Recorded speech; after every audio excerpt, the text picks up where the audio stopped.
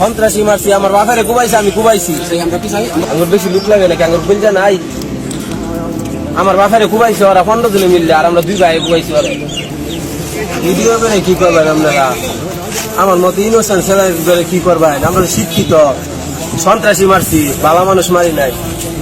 আমার বাড়ি ঘর পুরাইছে কে? আমার ঘর লুটফাট করছে, কোন আইনের লোক তো পাইলো না আমার বাড়ি ঘর বাঁচাইবার লাগিয়া। পুরানে আমি তো আসামি, আমার তো ধরছে পাইছে। আর বিএমপির লোকেরা যে কাজগুলো করলো পাইছে, এই পর্যন্ত কিছু করবার কোন আইনের লোকে পাইছে? যদি বাইরেবার পাই তাহলে অগর কপালে শনি লাগাই, আমি বেশি কিছু করতাম না।